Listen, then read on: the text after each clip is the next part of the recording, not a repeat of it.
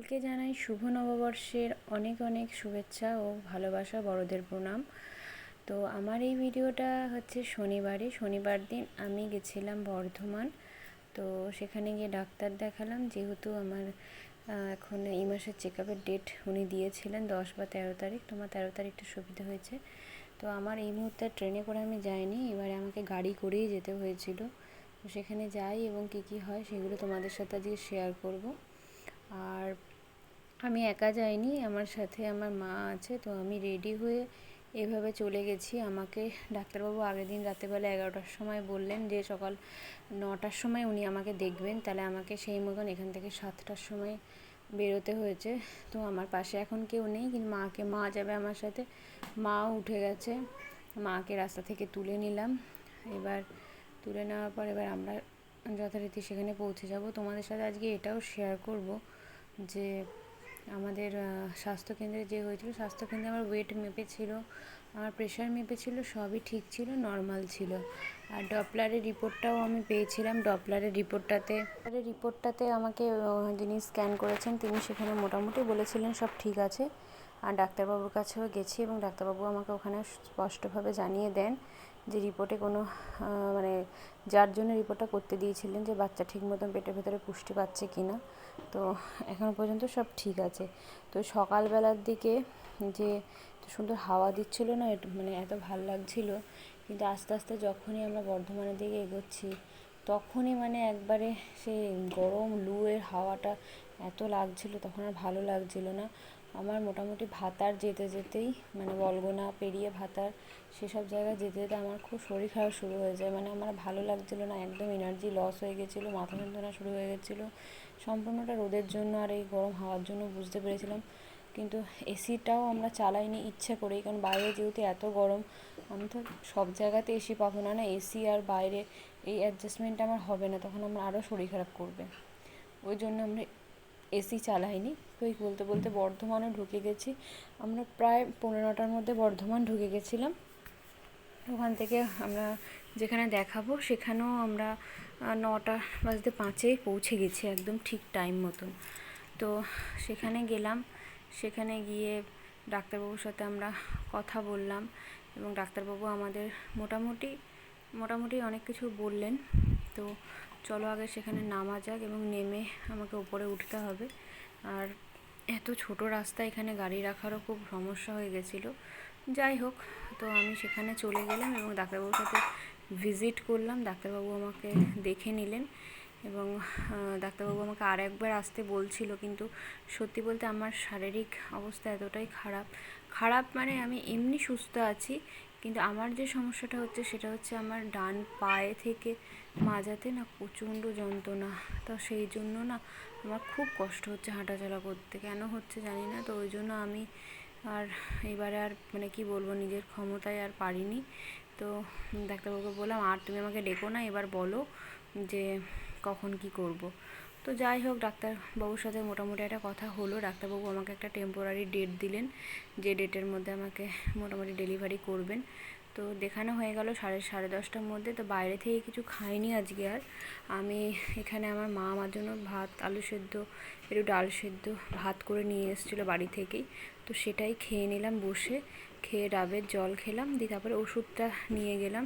ওষুধটা নেওয়ার জন্য দোকানে 1 ঘন্টা আমাদের বসে থাকতে হয়েছিল। সব ওষুধগুলো এনেছে, অনেকগুলো ওষুধ দিয়েছে, তোমাদেরকে সেটাও দেখাবো। তো সেখানে আমি দাঁড়িয়ে ওষুধগুলো বুঝে নিচ্ছিলাম। তো মানে সেই মুহূর্তেতে এত ঘুম পেয়েছে না যে কি বলবো তোমাদেরকে, প্রচণ্ড ঘুম পেয়েছিল। তো আমরা প্রায় তখন 12:05 হবে, আমাদের সব কাজ কমপ্লিট হয়ে গেছে। তো আমাদের আর একটু কেনাকাটি করার ব্যাপার ছিল, মার্কেটিং করার, কিন্তু আমার শরীর আর দিচ্ছিল না। আর এই গরমে আমি আর পেরে উঠছিলাম না, তাই আমি বললাম না, আমি আর পারবো না, বাড়ি যাব। তো সঙ্গে সঙ্গে দাদাকে ডাকলাম। তো দাদা চলে এলো গাড়ি নিয়ে পার্কিং থেকে। তো গাড়িতে উঠে এবার আমরা বেরিয়ে যাব বাড়ির উদ্দেশ্যে। আর সত্যি বলতে আমি এতটাই টায়ার্ড ছিলাম যে আমি বর্ধমানের জাস্ট একটুখানি কাটোয়া রোডের উঠেছে, আমি ব্রিজটা জাস্ট পার হয়েছে আর আমি তখনই ঘুমাতে লেগেছি মানে ঘুমিয়েই গেছি। সে একবারে আমি তোমাকে কি বলবো, আমি জানি নিগনের ধাবাতে একটুখানি দাঁড়াবো, তো যাই হোক, সেখানটা তো আর হলো না, আমি বেরিয়ে গেছি। তখন আমি মাকে বলছি, মা নিগনের ধাবাতে একটু খাবে? তখন মা বলছে, নিগন কখন পেরিয়ে গেছে। তারপরে যাই হোক, তারপরে এই ডাকবাংলো আছে এখানে, বর্ধমান রোডে, যারা জানো তারা অবশ্যই, যে এই ডাকবাংলো রোডের এখান থেকে একটু দই কেনা হলো, মিষ্টি দই। তো আমি আর নামিনি, আমাদের যে দাদা ছিলেন ড্রাইভারের, সেই দাদাই গেল, দাদা আমাদের পূর্ব পরিচিত, সেই দাদাই গেল গিয়ে আমার জন্য আর মায়ের জন্য একটু দই নিয়ে এলো। আমি একটা নিয়ে যাব, একটা মা নিয়ে যাবে।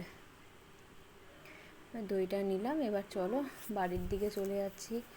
আর শরীর দিচ্ছে না, চোখ মুখের অবস্থা একবারে গেছে, মানে আর পারছি না। কি এত গরম হাওয়া, না হাওয়াটাও ভালো লাগছিল না তখন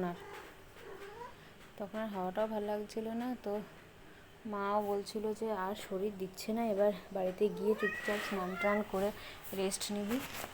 তো বললাম হ্যাঁ তাই তো নিতে হবে। এবার ডাক্তারবাবু আমাকে যেগুলো বললেন, যে এখন পাটা ফুলবে, তো আজকে একটু গাড়িতে যেহেতু বসে গেছে, হালকা করে একটু পা ফুলছিল, কিন্তু ঠিক আছে, তবুও আজকে ট্রেনে ফেরার সময় যে কষ্টটা হয় তার থেকে অনেক আরামেই গেছি। আর পেট্রোল পাম্প যাওয়ার সময় দাদা ভরেনি, আসার সময় পেট্রোল পাম্পে একটু দাঁড়ালো। তো এবার বাড়ির দিকে রওনা, মাও নেমে যাবে, এবার মাও চলে যাবে। ডাক্তারবাবু আমাকে যেগুলো বললেন, যে পরের মাসে মিডল করে আমাকে ডেট দিল, যেহেতু পরের মাসে ভোট আছে সেটা মাথায় রেখে আমাদের ডেট দিল। এই সময়গুলো মেনটেন করতে হবে, কিছু আমাকে জিনিস করতে বারণ করলো, আর কিছু টেস্ট দিল, যে টেস্টগুলো আমাকে করতে দিয়েছেন, এগুলো ডেলিভারির আগে আমাদের করতে হয়। এবং সত্যি বলতে ডাক্তারবাবু এতটাই ভালো না, উনি আমাকে বাচ্চার হার্ট বিট, বাচ্চার পজিশন, আমাকে সমস্তটা হাতে ধরে কানে শোনালো। তো সব ঠিক আছে, এখনও পর্যন্ত সব নর্মাল আছে। তো আমি কাটোয়া টাউনের ভিতরে ঢুকে গেছি। এবার ফেরার পথে আমাকে একটু মিয়ামরে যেতে হয়েছিল, কারণ আজকে আমার কাজুর বার্থডে, 3rd এপ্রিল। আমি সকালবেলাতে যেহেতু বেরিয়ে গেছি, আর আগের দিন আমি বেরোতে পারিনি, সেই জন্য আমি কেক কিনতে পারিনি। তো ওখান থেকে কেকটা কিনলাম। তো বাড়ি তো আমার শ্বশুরবাড়ির ভেতরে তো টোটো ঢোকে না, তো মানে গাড়ি ঢোকে না, ওই জন্য আমাকে আবার টোটো নিতে হলো। তো টোটোটা ওই দাদাই করে দিল, টোটো করে একদম বাড়ির সামনে চলে এলাম। তারপরে তোমাদেরকে দেখাচ্ছি যে কত ওষুধ আমাকে দিয়েছে, দেখবে দাঁড়াও, এক গাদা ওষুধ দিয়েছে। এবারে সেই ওষুধগুলোতে তোমাদেরকে দেখাচ্ছি, আমাকেও বুঝতে হবে, প্রচুর ওষুধ দিয়েছে। ডাক্তারবাবু বলছে এবারে ওষুধটা একটু বেশি হলো। তো আমি বললাম ঠিক আছে, যেটা আমার জন্য আর আমার বাচ্চার জন্য যেটা প্রয়োজন সেটা তো দিতেই হবে। তো যাই হোক, এতগুলো ওষুধ সব কিনে টেনে নিয়ে চলে এলাম। এরপরে তোমাদের দাদা বাড়ি এসছে সন্ধেবেলাতে। তারপরে আমি কেকটা কাটলাম। এই দেখো কাজুর জন্য একটা সুন্দর কেক, তখন দেখাতে পারিনি, এখন দেখিয়ে দিলাম। দিয়ে এবার কেকটা আমরা সুন্দর করে সাজালাম। কাজুকে নিয়ে তোমার দাদা বসে পড়েছে কেক কাটতে।